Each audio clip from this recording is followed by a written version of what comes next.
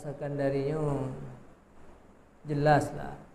Pegang martabat ikhlasnya nalih macam.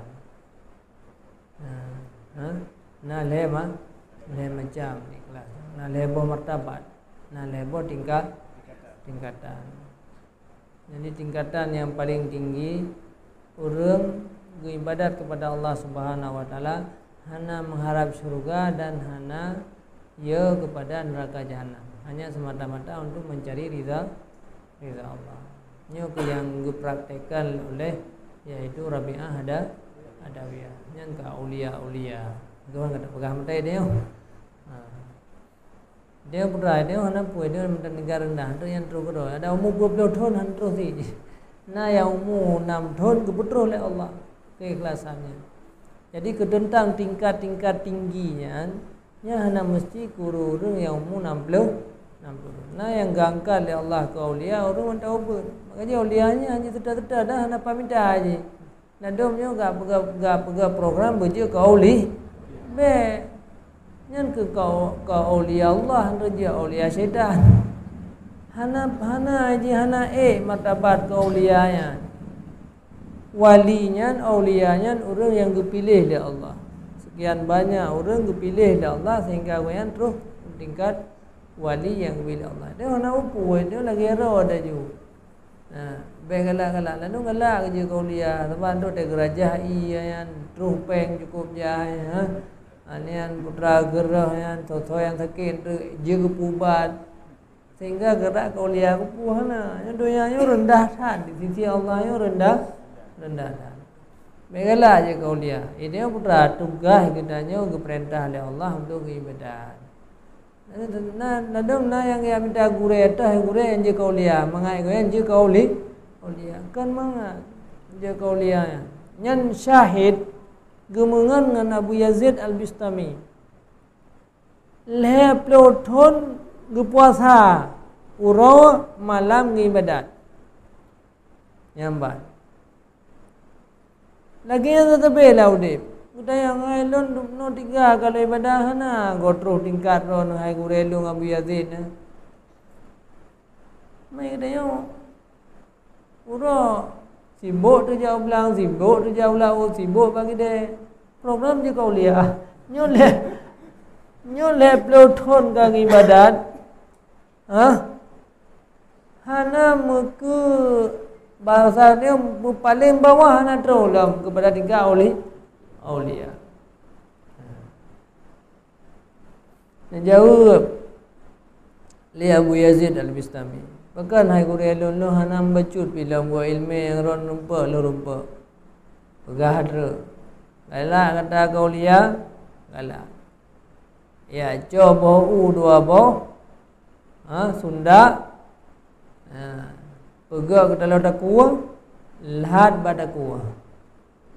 Lahat bada kuah menyana ujian ya grup-grup kedai dengan min. Asyik umahnya hasil. Karena ron matang nebuh yum diri ron. Menyeron matang nebuh yum ron nyan mungkin ron akan mendapatkan derajat yang tinggi. Yang galak je kau lihat pegat ron nan. Tim yang pegat pura-pura tim jersey. Jadi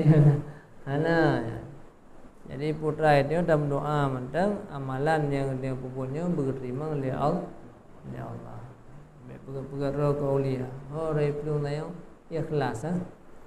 Jadi ikhlas yang paling tinggi orang ibadatnya semacam dan untuk ridha Allah. Yang katanya ibadat ia tu baik ketik dalam neraka. Ia tu galak tu mengutama dalam syurga. Enan je. Kemudian bolehlah kita dah saulam. Hana gada tawakal dia. Dah hana kira ria. Hana gada tawakal kepada Allah apabila kita tak baca surat Waqiah mangat na rezeki itu. Sebab ada pun rezekinya datang daripada Allah. So yang pegah Nabi yang pegah sin menyata baca surah Waqiah mutamah rezeki katanya.